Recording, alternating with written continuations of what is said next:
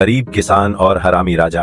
एक छोटे से गांव में एक मेहनती लेकिन गरीब किसान रहता था। वह दिन रात खेत में काम करता, लेकिन फिर भी उसका गुजारा मुश्किल से चलता था।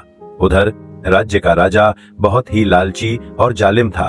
वह गरीबों पर भारी कर लगाता और खुद ऐश करता। एक बार अकाल पड़ा, किसान की फसल पूरी तरह बर्बाद हो गई। वह जैसे तैसे कुछ अनाज लेकर राजा के पास मदद मांगने गया। राजा ने हंसते हुए कहा, मदद चाहिए? पहले मेरे जूते साफ कर, तभी कुछ मिलेगा। किसान की आंखों में आंसू आ गए, लेकिन उसने कुछ नहीं कहा, चुपचाप वापस लौट आया।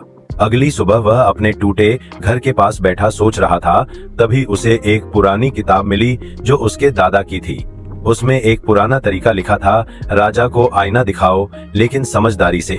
किसान ने अपनी छोटी सी झोपड़ी के बाहर एक पुतला बनाया जो राजा की तरह दिखता था और उसके गले में तख्ती लटका दी, जो जनता को लूटे वो राजा नहीं, डाकू होता है।